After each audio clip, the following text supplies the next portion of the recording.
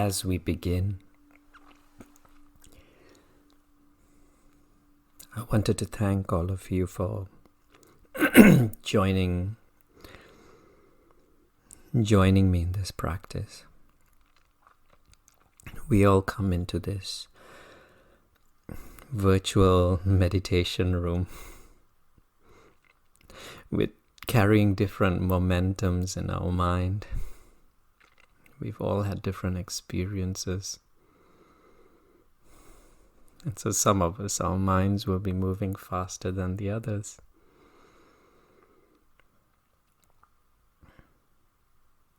But as we meet in this room together, as we step outside of our thoughts gradually during this practice and into this present moment, we begin to create a new momentum where we experience the stillness and the silence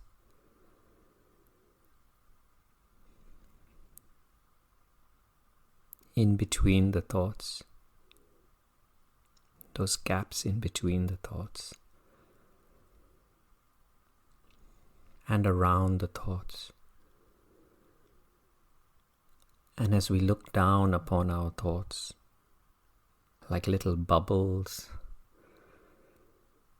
like little soap bubbles, reflecting different colors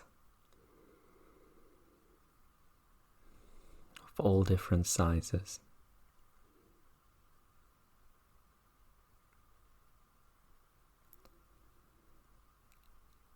Our awareness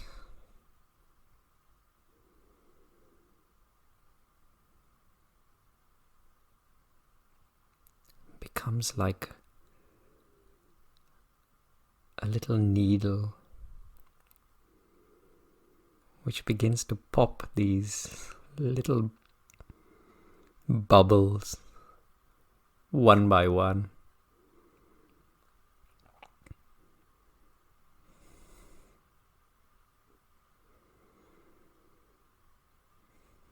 And so these little thought bubbles, they begin to pop as we bring this needle called awareness towards them. We don't have to perform any actions. We do not have to do anything. We do not have to chase these little bubbles. Just like the way soap bubbles drift around, they will just finally arrive at this witnessing space and then pop and dissolve into the nothingness.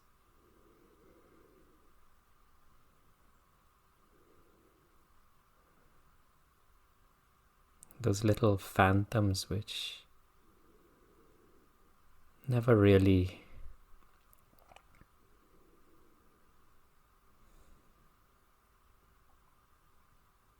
had the solidity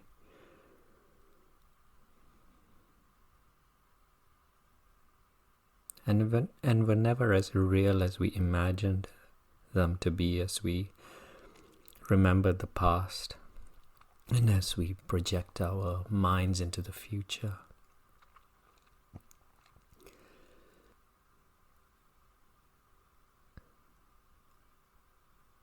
And those are just the individual thoughts which we thought once.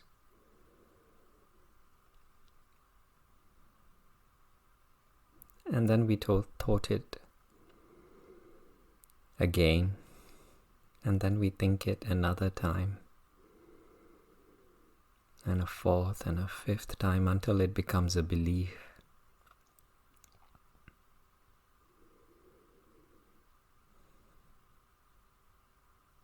As always, I will very gently talk you into the practice.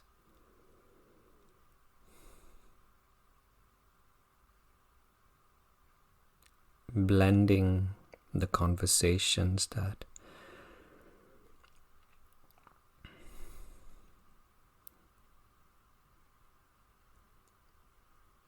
we began today's session with.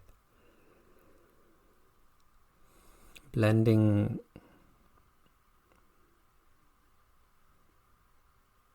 all that we've been through this morning, last night, the days and the weeks before.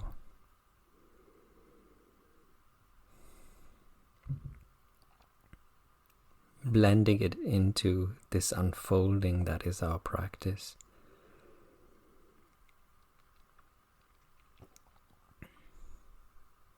As we begin, as we stand back and above and in between the thoughts, let us begin with a question that might provoke a little bit of thinking. But sometimes that's not a bad thing. And we ask ourselves, are there any areas in our life that we would like to improve upon?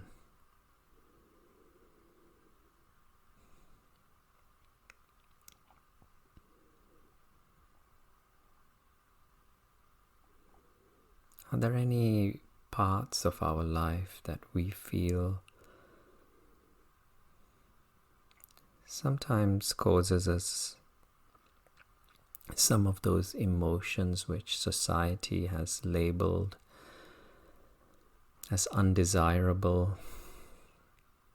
It could be stress, sadness, boredom, even frustration.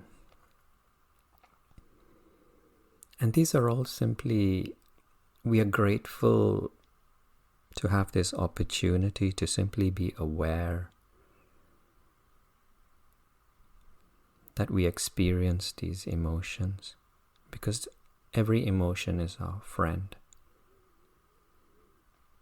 a tool in this practice. Because more often than not, when we experience these emotions that, again, society deems as undesirable, but we call them desirable, we call them helpful tools, because they somehow seem to indicate that there may be some thoughts within our mind, perhaps a belief that we have, which may be causing us to interpret, translate the world around us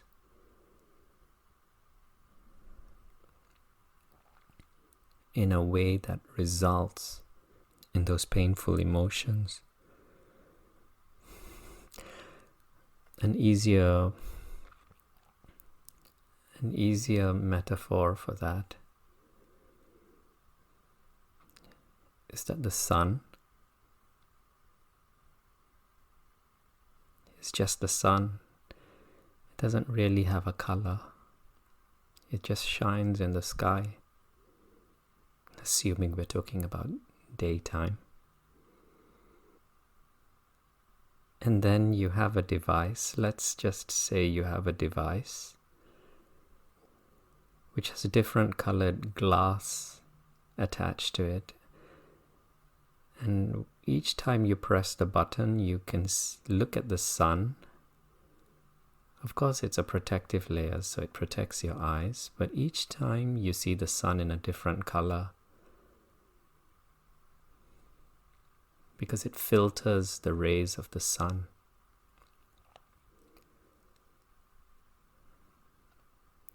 When you use a blue glass, the sun looks blue. When you use a red filter, the sun looks red. And I'm going to probably go on and on, but you understand what I mean. And the reason I was drawing you toward that metaphor, that image, is because scientists will tell you that the world around us consists of the same substance. Of course, I refer to the world of matter, the trees, the people around us, the animals, the sky, the planets, all made up of atoms and the very same molecules.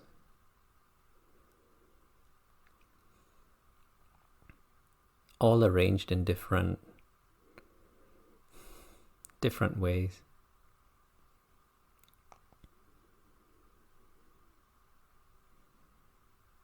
Nothing good, nothing bad.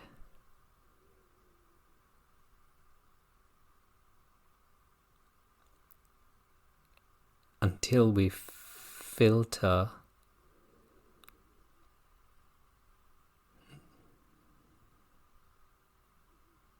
those experiences through our mind.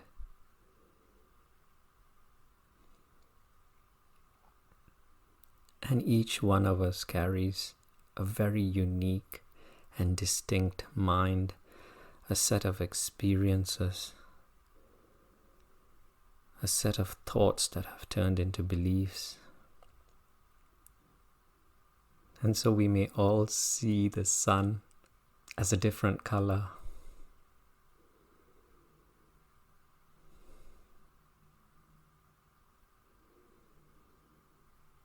And when we feel those emotions that are uncomfortable, that make us sad, frustrated, bored, depressed, angry,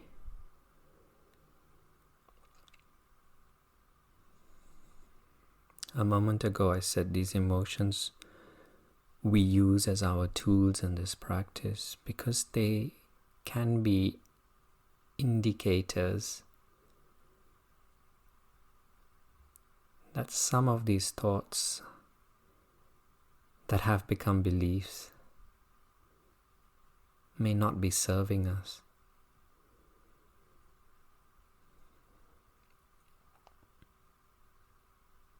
Habits of thinking,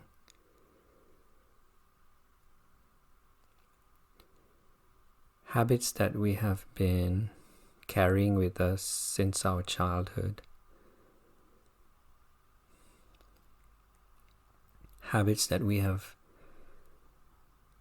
innocently learned from the world around us.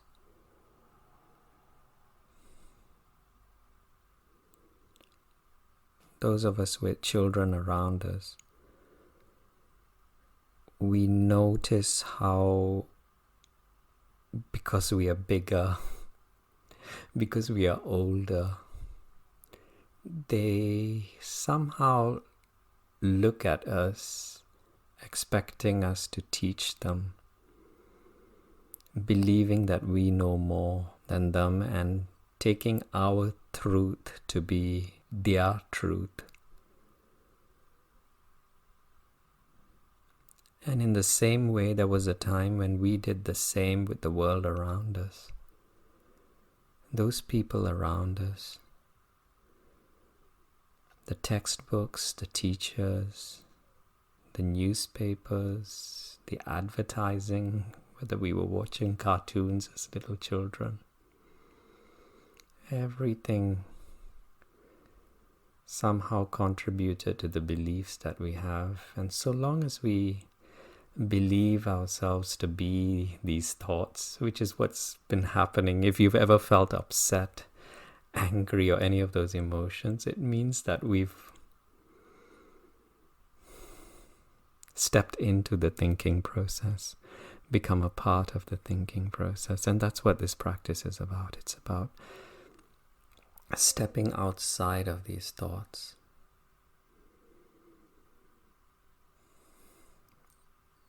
trying as best as we can to not judge them as good or bad.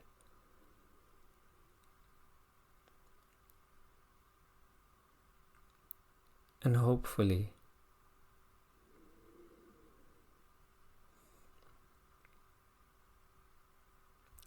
from this space, this witnessing space, which I should probably add, is where we experience that quality called kindness, patience, ease, allowing. We begin to create new momentum, stepping outside of those old habits.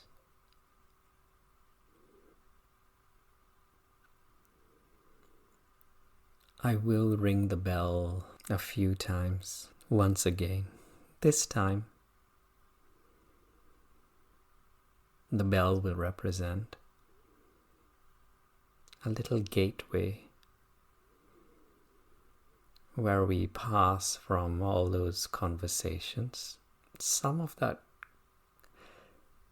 the words which I may have just used, some of you may find it soothing, comforting.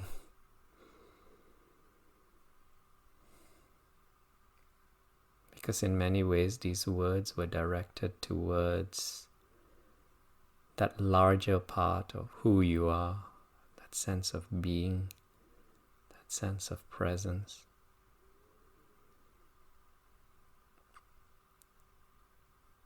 And then for those of us who are still very much in the mind, it may have provoked thought, stimulated thought. And both are fine. Because when you hear the bell, we're all going to step outside, even further outside of our thought process. But we're not really stepping out, we're stepping into something so much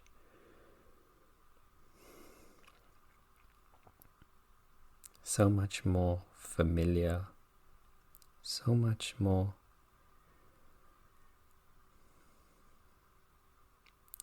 easy. This present moment that we're just beginning to know as our now. And so when you hear the bell, I'd like you to once again tune into your physical posture.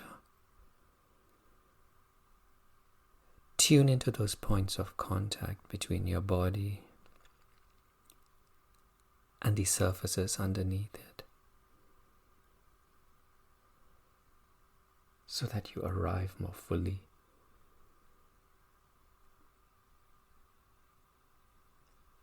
from all those conversations that we had, from all those experiences this morning before we sat down, those experiences last night and yesterday, all those old experiences, which means all that happened before the ringing of this bell.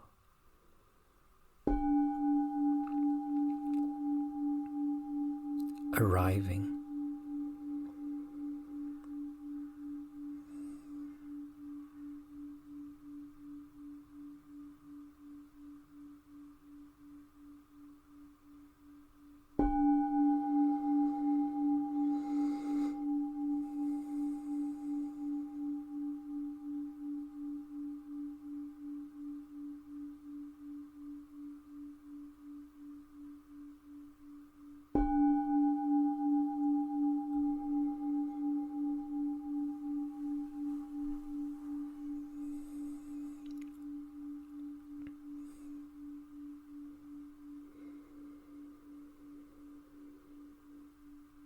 surrendering all your muscles to gravity,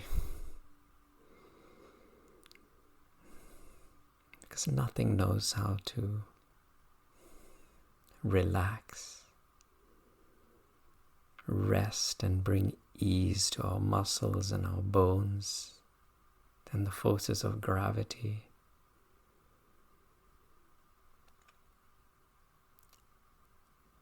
And as you begin to feel gravity pull down upon your shoulders,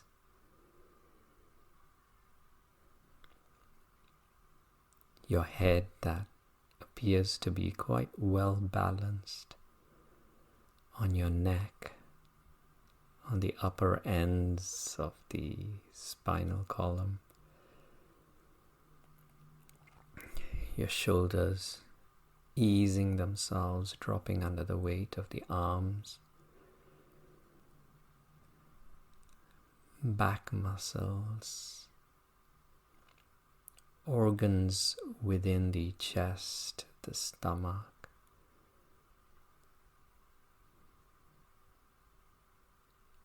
the whole upper body resting upon the pelvic bone and the pelvic region.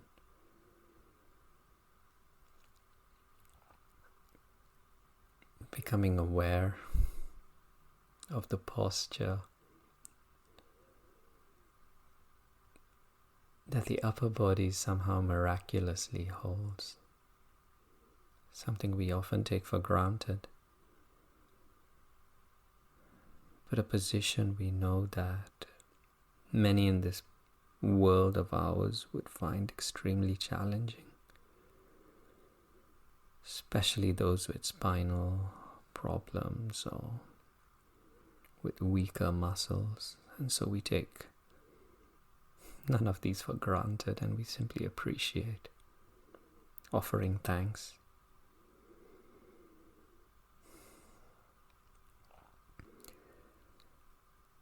Our pelvic region, our legs, exploring the way in which and the lower regions of the body, they interact with the cushions, the chairs, the mattresses underneath your body.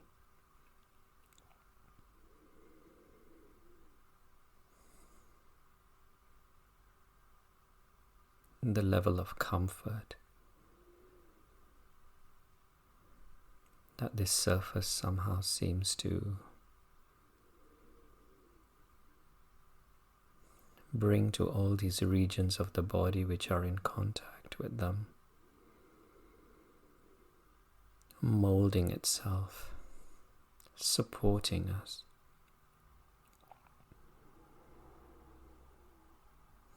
And so we arrive more fully.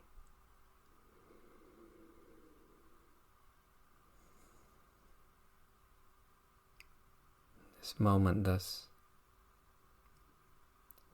somehow seem a little bit quieter, doesn't it?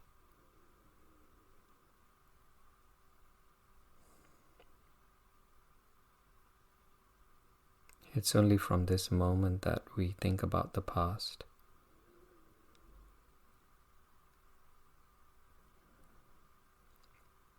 And it's only from this moment that we think about the future.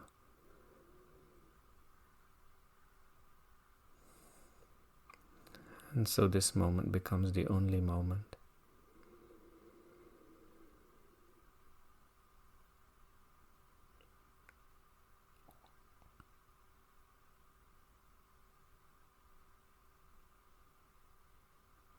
We spoke about the mind.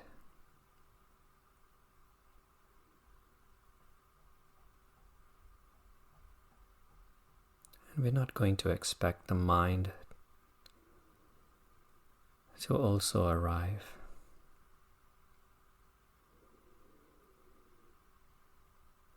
Because of that momentum that we spoke of, that momentum that most of us carry.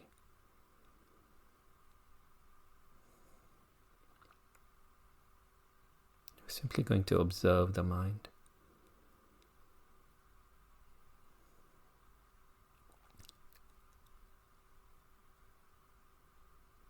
As you continue with your practice, as many of you have already been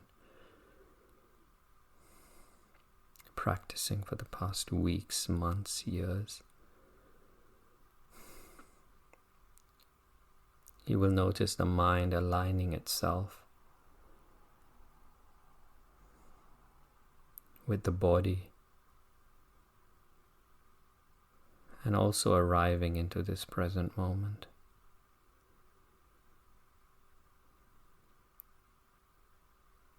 But we're all beginners. And since we're all beginners,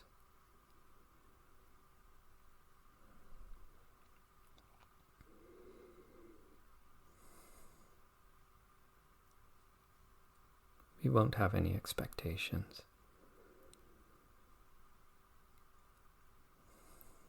But these gaps,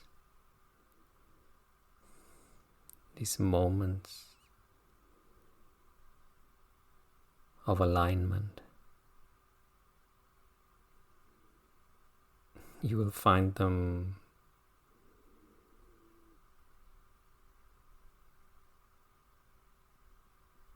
becoming more and more spacious as we continue with our practice from day to day and from moment to moment.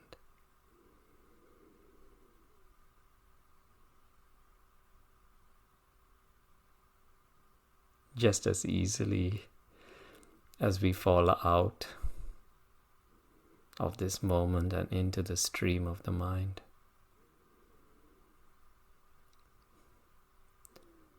but in this practice, it doesn't really matter whether you're in the mind or aligned into this moment, because either way,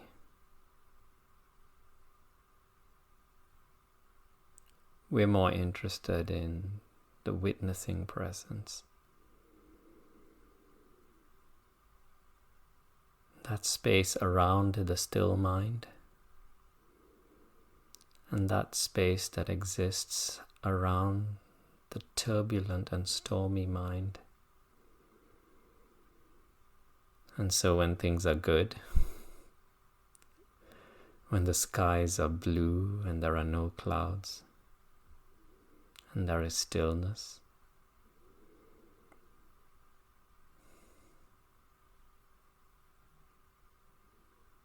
we witness this.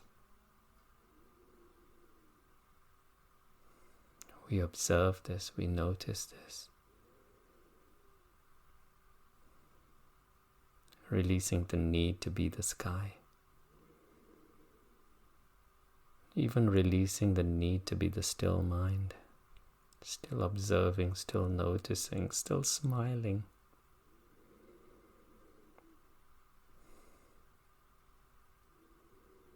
So that when the clouds and the storms and the winds arrive,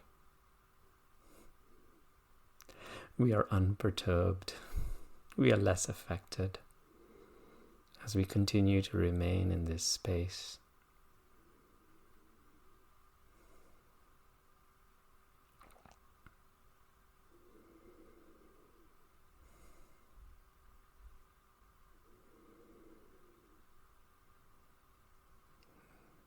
This is a space outside of time, because there is only the now, a new now, and then another now, and yet another now.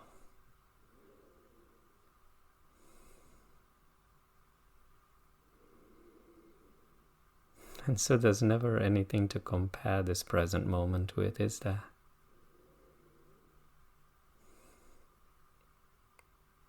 Everything you find is all that there is.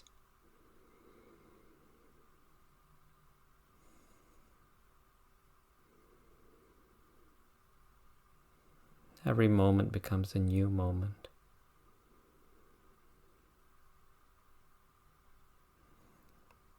Every breath becomes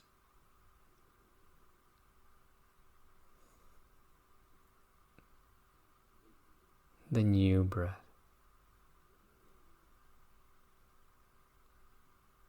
the only breath. And so even if our thoughts carry us away,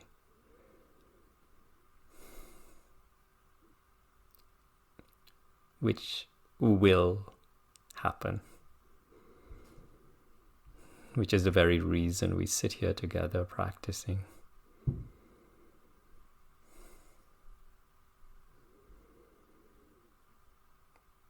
We may not have noticed the last breath.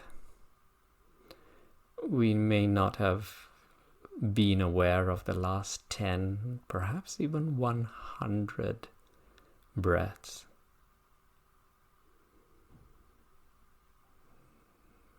But that doesn't matter, because this is a practice about only one breath. And that breath is the one that is unfolding right now at this moment. Can you feel it?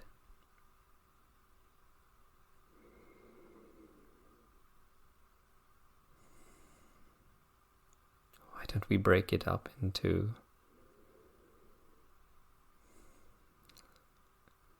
little bite-sized bits, so that we may experience every aspect of this process we have come to know as breathing.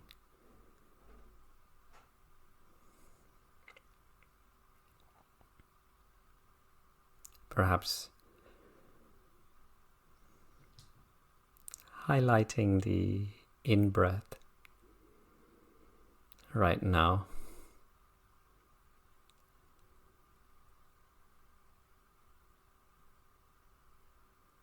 It's almost as though we were bringing a mental magnifying glass and bringing it up close to the tips of the nostrils, the inner part of the nasal passage, as deep into the nasal passage as we are able to. And then experiencing the way in which the skin somehow guides the breath, how it escorts every air molecule into the nostrils and up the passage, deeper and deeper and deeper into the body.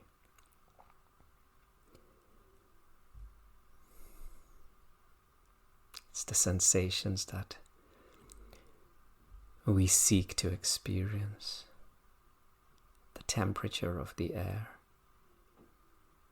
the way in which it brushes against the skin, and the way in which it even brushes against those tiny hairs within the nasal passage that filter out dust and other larger particles.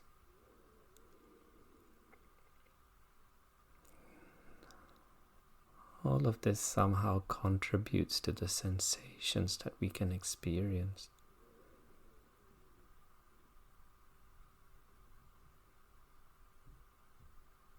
And just for a brief few moments, we use these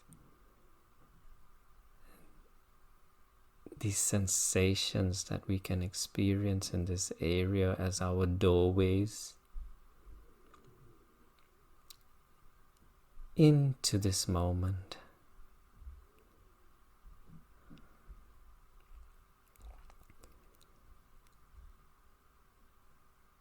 And then noticing how the in-breath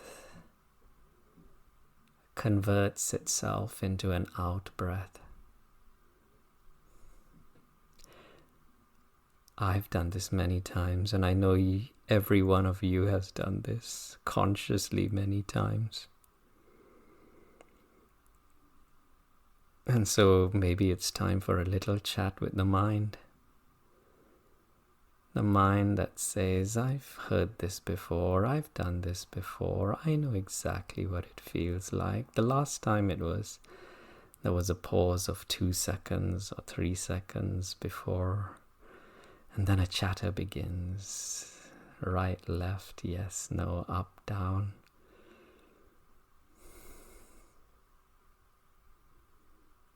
And then we bring ourselves back to the sensations, reminding ourselves that if this was the only breath, if this was the first breath, there may be something distinctly unique about it, and there is.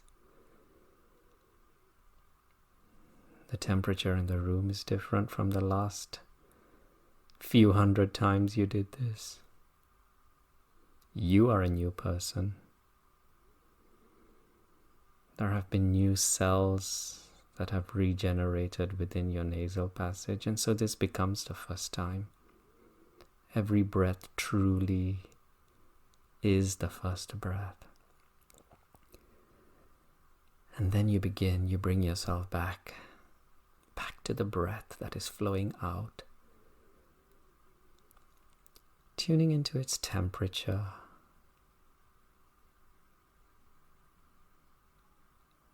again noticing the reverse in the direction. And how this feels, how this is experienced from within the nasal passage, that exit point.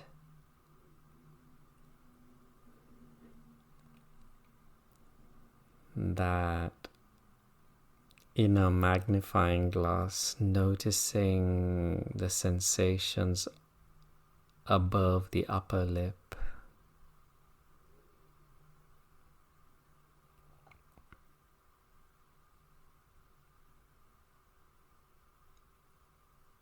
Breathing with ease. What are the words we can use to bring a sense of ease to this practice, which is what we really want? Not here to force, just to simply allow the breath to unfold.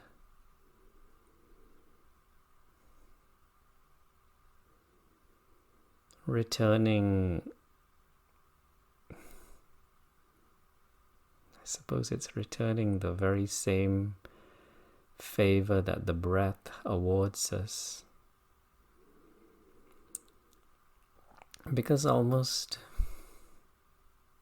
we've been breathing since the day we were born. And our breath has been always in the background,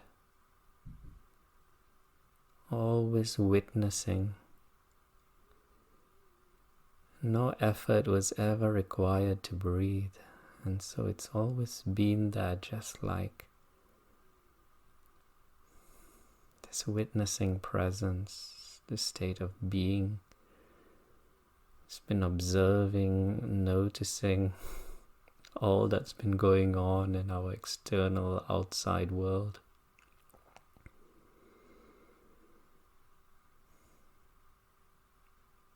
And so now we join it.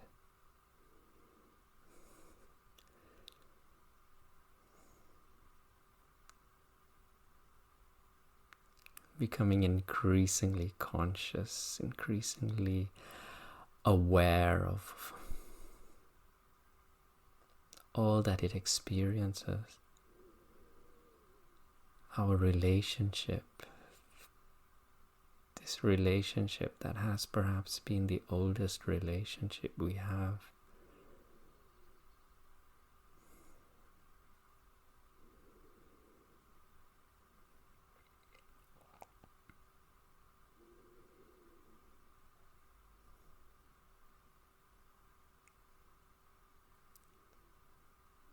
And then we notice the momentum of the mind.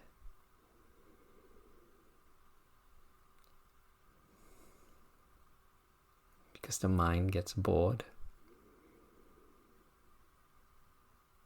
And then we give the mind something new to play with. Because we treat it as it is, a separate entity. Not an enemy, but just a playful child. That monkey mind.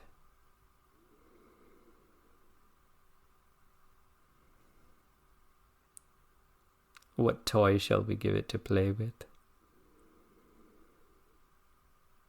We will change the pace of our breathing. Why don't we do that? So that it will increase its level of awareness as it begins to more consciously breathe. And how shall we do this? We will breathe in as deeply as we can. Beginning from now, just taking in as much air as you can. Finding out what your lung capacity is, what your stomach's capacity is. You notice the stretching of your stomach wall, the ballooning of the insides of your stomach wall. Don't worry too much about your chest. It's the stomach we're more interested in. And then reaching that limit, pausing for a short, brief moment before taking in a little bit more air. Noticing how the mind anchors itself even deeper and deeper into this process called breathing, as it becomes more conscious of and begins to control this new pace of breathing. And as you exhale, slowly as you can, continuing to magnify every sensation as the breath flows downward and outward, down the nasal passage and out of the nostrils, slowly, gently, easily.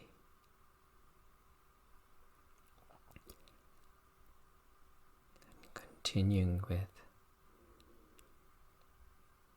this new, somewhat different pace of breathing.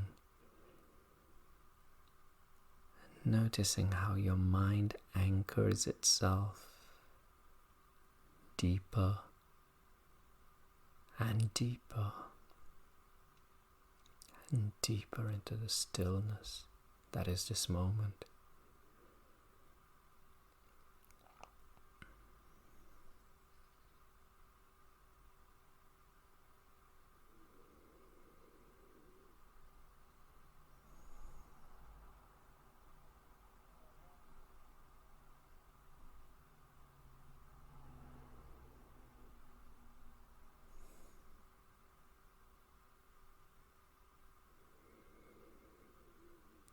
How does your mind deal with the silence?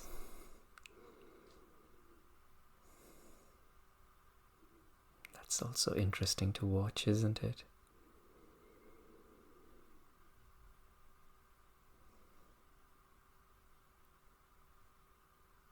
Gently guiding it back.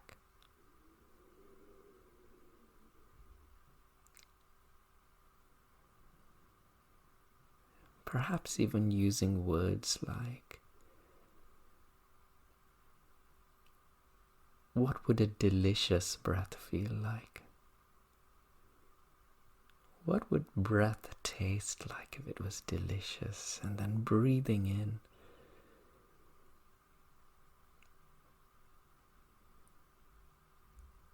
Feeling the way in which this process nourishes and feeds your body with oxygen.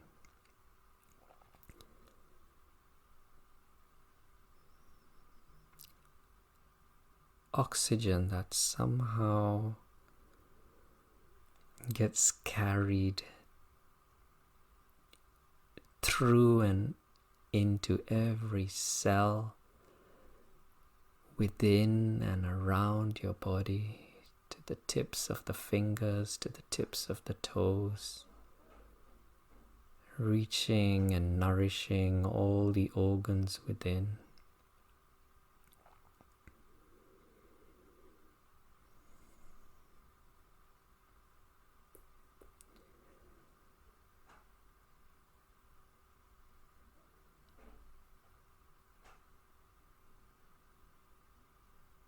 And we will use this part of the practice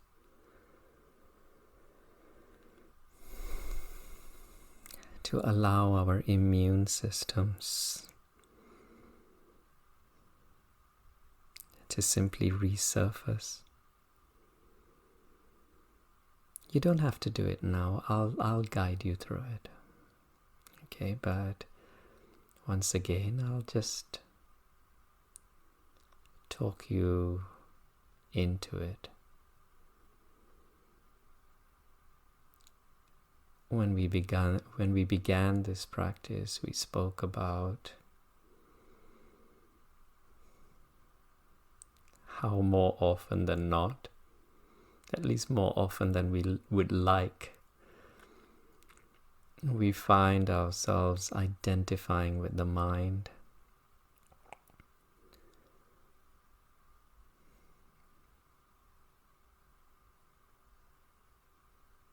The mind, which is very rarely aligned into this moment. The mind, which takes us into the past or into the future, comparing, often wanting things to be different from the way they are, because of the comparisons that arise from the past and the future.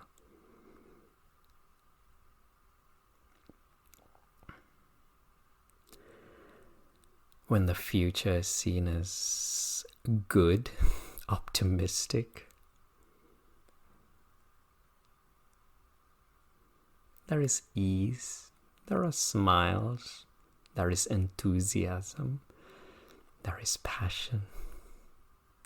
And those are emotions that usually feel quite comfortable. They allow us to smile, they allow us to laugh.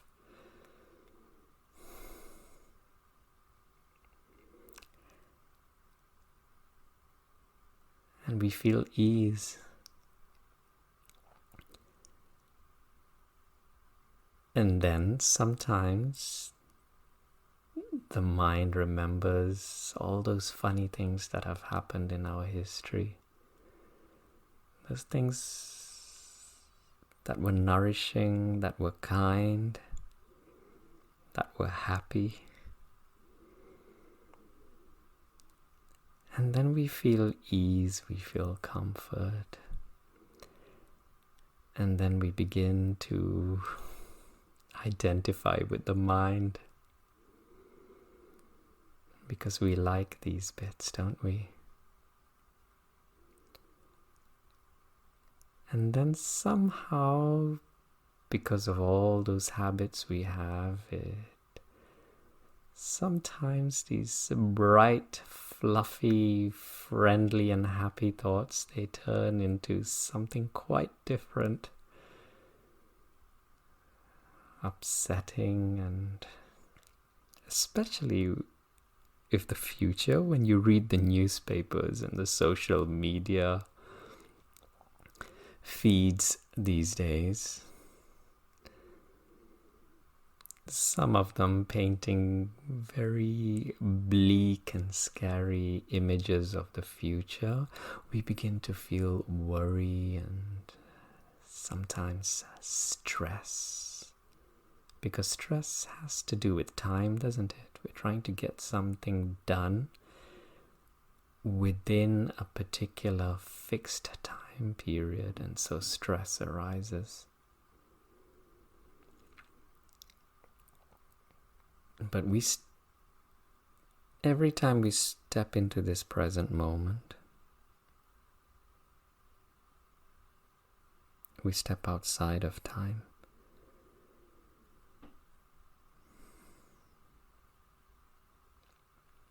But what often happens is that because of these habits, all these different thoughts,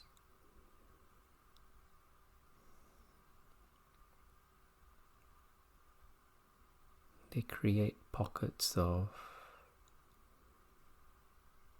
stress, tightness. I don't know what other words to use, but little bubbles, let's call them little bubbles inside of the body, some around particular organs, muscles. The ones around the muscles are easier to experience. Can you notice that sometimes when you feel anger, your jaws might tighten, your forehead might begin, your eyebrows might begin to take a different shape. When you're nervous, your stomach acid is released. You've experienced that phenomena called butterflies in the stomach. And so there is a very strong link between the mind and its thoughts and the body. And over years, we begin to forget how to allow ease in our body. And it becomes normal to have dis-ease in the body. And maybe that's how the word disease arose. Dis-ease. We no longer allowed our bodies to be at ease. And in this part of the practice, we will return. We will see if we can return back to ease by releasing. Just mentally, we just create intentions within our mind to release. And even this is a practice. So it won't happen instantaneously. If you have a physical condition, whatever it is, diabetes, high blood pressure, glaucoma, all of these little things, somehow connected to worry, stress, thoughts. And I'm going to ring the bell. And each time I ring the bell, just release an intention that you would like to relax, release. And who are you releasing? What are you easing into? You are releasing control back to your immune system, which is the intelligence which exists within every cell in our body. We don't have to overthink it. But maybe we remind ourselves of this intelligence. When's the last time you had a cut on your skin? Do you remember how quickly the body repaired it? It released the perfect chemicals so that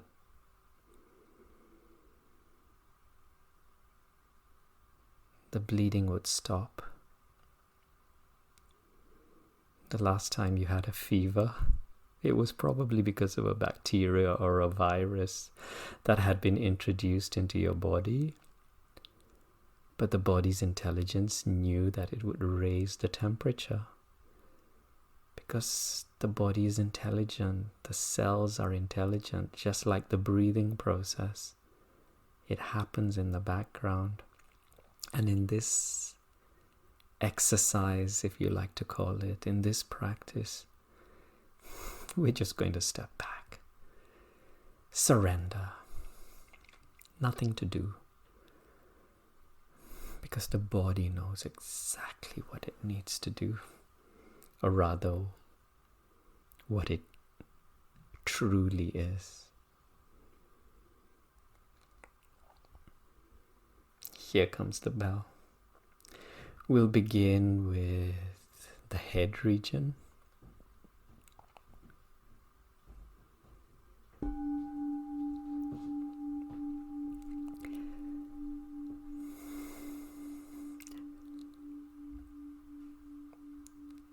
Invite these sound vibrations in through the bone, the muscles, the skin, the brain. Easing, relaxing, allowing.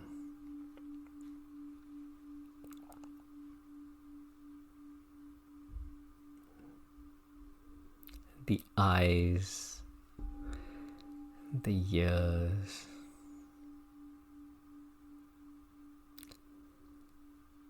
the neck and the shoulder.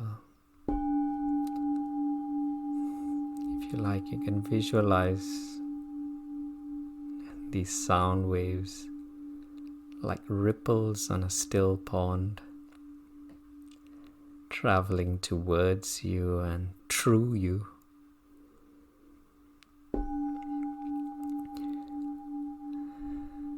Arms, both right and left.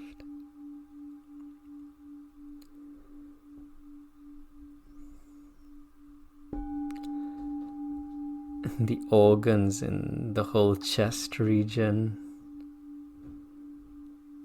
the mid region,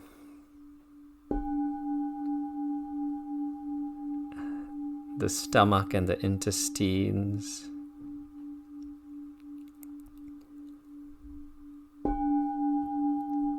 the pelvic region, that lower part of the body.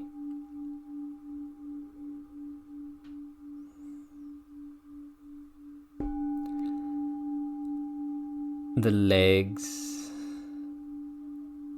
upper legs, lower legs, the soles of the feet, all the way down to the tips of the toes.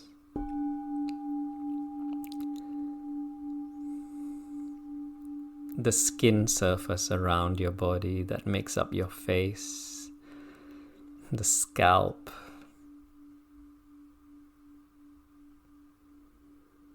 that wraps itself around you, through which you experience your clothing and the temperature of the space around you.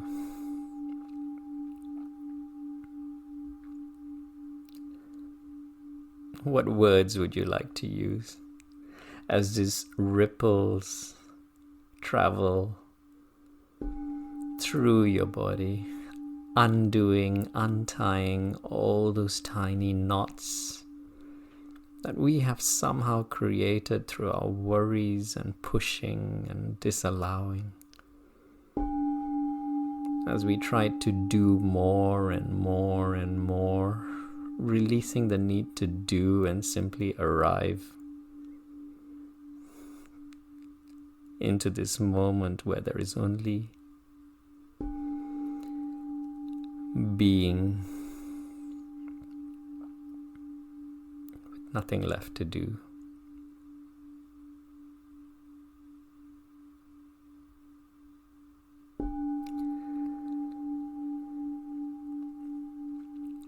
The next bell will be the final bell, which will also bring our practice hopefully to a very gentle and a very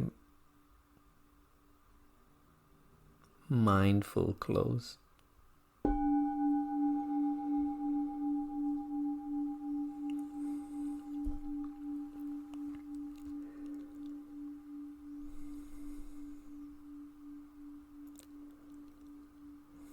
And as always, we remind ourselves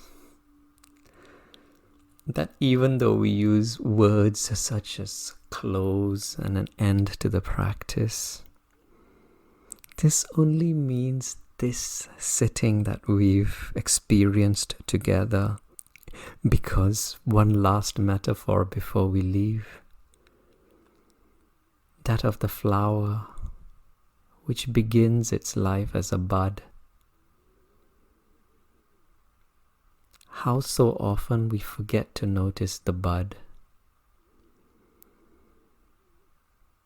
because of our desire to see it in full bloom, and so we miss the way in which it unfolds petal by petal, releasing new scents from moment to moment.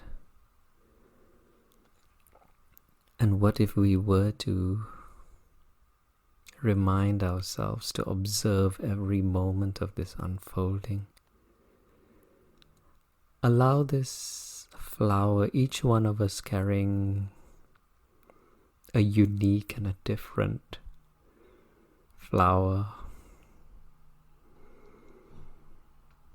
beginning with a bud at this particular moment. And just as the day unfolds before us, allowing this unfolding to also represent the unfolding of every flower petal,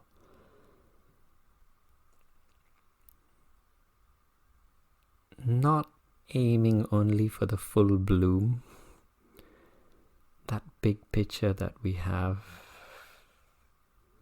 that we feel we must get to, but noticing every petal, every scent, every taste, every meal that we will have on this day, every sight, every sound,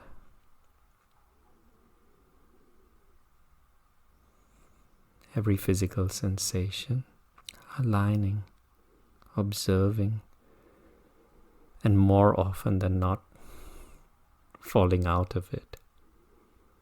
But remembering as we part that we now have the tools with which to align, the tools with which to step outside of the thought process and back into this moment.